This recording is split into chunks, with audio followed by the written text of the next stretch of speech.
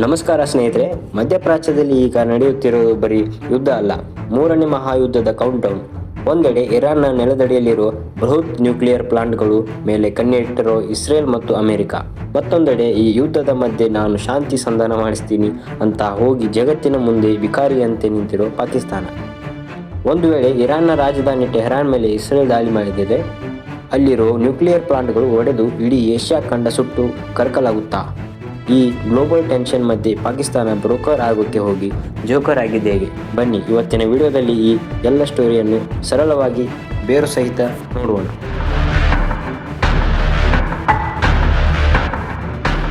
ಸ್ನೇಹಿತರೆ, ಪರಿಸ್ಥಿತಿ ಈಗ ಸಂಪೂರ್ಣ ಕೈಮೀರಿ ಹೋಗಿದೆ. ಇಸ್ರೇಲ್ ಮತ್ತು ಇರಾನ್ ನಡುವಿನ ದ್ವೇಷ ಈಗ ನೇರ ಯುದ್ಧಕ್ಕೆ ತಿರುಗಿದೆ. ಇಸ್ರೇಲ್ನ ಪ್ರಮುಖ ಟಾರ್ಗೆಟ್ ಈಗ ಇರಾನ್ನ ನಟಾನ್ಸ್ ಅನ್ನೋ ಭಾಗದ ನ್ಯೂಕ್ಲಿಯರ್ ಪ್ಲಾಂಟ್. ಗುಪ್ತಚರ ವರದಿಯ ಪ್ರಕಾರ ಇರಾನ್ ಇಲ್ಲಿ ಅಣುಬಾಂಬ್ ತಯಾರಿಸಲು ಬೇಕಾದ ಯುರೇನಿಯಂ ಅನ್ನು ರೆಡಿ ಮಾಡಿಕೊಳ್ತಿದೆ. ಇದನ್ನೇ ಗುರಿಯಾಗಿಸಿ ಇಸ್ರೇಲ್ ಬಂಕರ್ ಬಸ್ಟರ್ ಅಂದರೆ ಭೂಮಿ ಆಳಕ್ಕೆ ನುಗ್ಗಿ ಸ್ಫೋಟಿಸುವ ಬಾಂಬ್ಗಳನ್ನು ಹಾಕಿ ದಾಳಿ ಮಾಡಿದರೆ ಏನಾಗಬಹುದು ಗೊತ್ತಾ?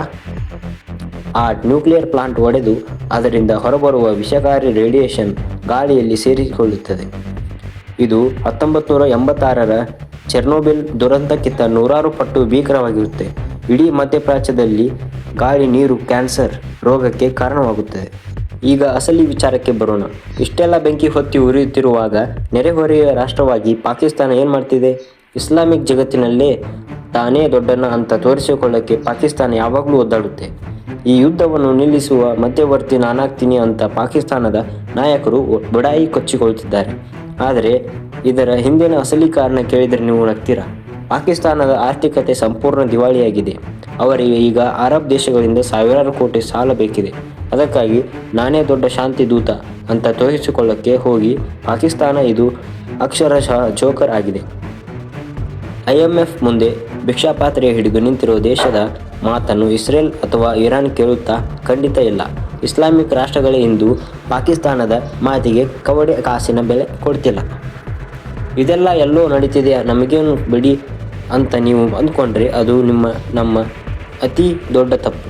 ಒಂದು ವೇಳೆ ಯುದ್ಧ ಜೋರಾದರೆ ಇರಾನ್ ಜಗತ್ತಿನ 20% ಕಚ್ಚಾ ತೈಲ ಸಾಗುವ ಹಾರ್ಮೋಜ್ ಜಲಸಂಧಿಯನ್ನು ಬಂದ್ ಮಾಡುತ್ತದೆ. ಆಗ ಜಾಗತಿಕ ಮಾರುಕಟ್ಟೆಯಲ್ಲಿ ತೈಲದ ಬೆಲೆ ಡಬಲ್ ಆಗುತ್ತದೆ. ಇದರ ನೇರ ಪರಿಣಾಮ ನಮ್ಮ ಭಾರತದಲ್ಲಿ ಪೆಟ್ರೋಲ್ ಡೀಸೆಲ್ ಬೆಲೆ ಲೀಟರ್ಗೆ 130ರಿಂದ 150 ರೂಪಾಯಿ ಮುಟ್ಟಿದ್ರೂ ಆಶ್ಚರ್ಯವಿಲ್ಲ. ಗಾಡಿಗಳು ಬಾಡಿಗೆ ಹೆಚ್ಚಾಗಿ ನಿಮ್ಮ ದಿನಸಿ ಸಾಮಾನು, ತರಕಾರಿಗಳು ಬೆಲೆ ಗಗನಕ್ಕೇರುತ್ತದೆ. ಅಷ್ಟೇ ಅಲ್ಲ, ಗಲ್ಫ್ ದೇಶಗಳಲ್ಲಿ ಕೆಲಸ ಮಾಡುತ್ತಿರುವ ಲಕ್ಷಾಂತರ ಕನ್ನಡಿಗರು ಮತ್ತು ಭಾರತೀಯರ ಉದ್ಯೋಗಕ್ಕೂ ಕುತ್ತು ಬರುತ್ತದೆ. ಇದು ಬರೀ 2 ದೇಶಗಳ ಯುದ್ಧ ಅಲ್ಲ, ಪ್ರತಿಯೊಬ್ಬ ಸಾಮಾನ್ಯ ಭಾರತೀಯನ ಜೇಬಿಗೆ ಬೀಳೋ ಕನ್ನ. ಸ್ನೇಹಿತರೆ, ಯುದ್ಧ ಯಾವುದೇ ಆಗಲಿ ಅದರ ಅಂತಿಮ ಬೆಲೆ ತೆರಬೇಕಾದದ್ದು ನಿಮ್ಮಂತಹ ಸಾಮಾನ್ಯ ಜನರೇ. ಇಂತಹ ಮಹಾ ದುರಂತಗಳು ಜಗತ್ತಿನಲ್ಲಿ ನಡೆಯದಿರಲಿ ಮತ್ತು ಪಾಕಿಸ್ತಾನದಂತಹ ದೇಶಗಳಿಗೆ ಅಂತಾರಾಷ್ಟ್ರೀಯ ಮಟ್ಟದಲ್ಲಿ ಸ್ವಲ್ಪನಾದರೂ ಬುದ್ಧಿ ಬರಲಿ ಅಂತ ಆಶಿಸೋಣ. ಜಾಗತಿಕ ರಾಜಕೀಯದ ಇಂತಹ ಕಠಿಣ ವಿಷಯಗಳನ್ನು ಆಚೆ ಕನ್ನಡದಲ್ಲಿ ಇಂಥ ಸರಳವಾಗಿ ನಿಮ್ಮ ಮುಂದಿಡುವ ನಮ್ಮ ಈ ಪ್ರಯತ್ನ ನಿಮಗೆ ಇಷ್ಟವಾಗಿದ್ದರೆ ವಿಡಿಯೋಗೆ ಈಗಲೇ ಒಂದು ಲೈಕ್ ಮಾಡಿ. ಈ ಅತ್ಯಮೂಲ್ಯ ಮಾಹಿತಿಯನ್ನು ಪ್ರತಿಯೊಬ್ಬರಿಗೆ ಶೇರ್ ಮಾಡಿ ಮತ್ತು ಇಂತಹ ಮತ್ತಷ್ಟು ಹೈ ವೋಲ್ಟೇಜ್ ವಿಶ್ಲೇಷಣೆಗಳಿಗಾಗಿ ನಮ್ಮ ಚಾನಲ್ಗೆ ಈಗಲೇ ಸಬ್ಸ್ಕ್ರೈಬ್ ಮಾಡಿ. ಮತ್ತೆ ಸಿಗೋಣ. ನಮಸ್ಕಾರ.